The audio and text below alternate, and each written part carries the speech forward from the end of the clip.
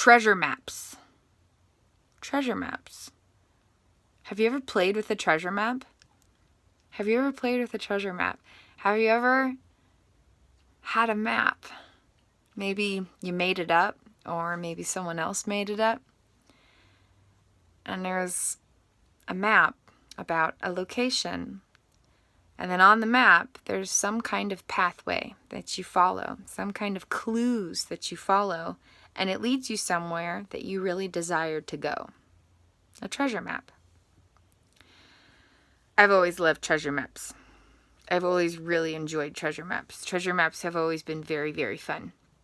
And once upon a time, little Kristin would make treasure maps. She'd map out an area and draw the treasure map and make treasure hunts with different clues that led to different places, that led to different clues that led to different places. And it eventually led somewhere really, really magical. And treasure maps. Treasure maps are really magical. And so when I was continuing through the halted stages of neurodevelopment and my inner child was dissociatively manifested as an independent state of consciousness, and my entire brain-body system was reliving the neural wiring that was created during the original stages of neurodevelopment. So many miracles, so many fascinating miracles. You can explore more about this in my known documentary series, An Implicit Revelations Case Study, including Thesis number 27, where I talk about different types of dissociation through a very, very long video series, because there's that many different types of dissociation. It's not just one thing. But any hoozle magoozle. So one time, as a grown woman, I was neurodevelopmentally a child. There's really beautiful to experience. And it was all about playing detective and super sleuthing, which was another fun theme during childhood, was always wanting to be a spy when she grew up. She wanted to be a super sleuth, a detective, a private eye. Always about the mystery solving. My little Kristin wrote so many mystery novels. It's incredible. And so, as my inner child was dissociatively manifested a little while back here, the theme was to be a super sleuth, to be a detective, and to create maps to understand things.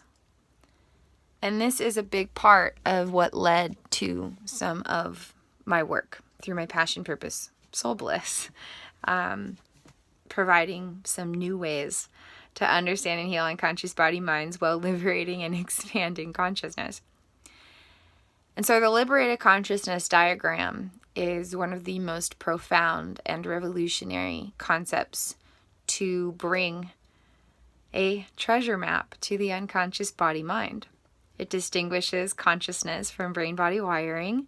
It maps out the relationship between hundreds of trillions of neural pathways of memory data in relation with attachment well-being, and how the fulfillment and well-being of different attachments in relation to different experiences provides different types of navigation.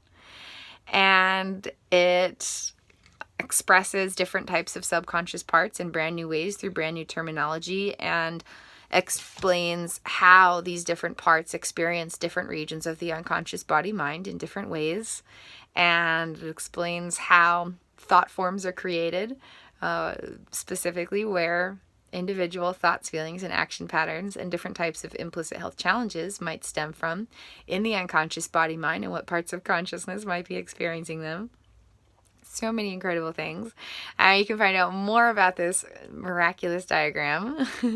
I used to be called the Miraculous Consciousness Diagram. She renamed it.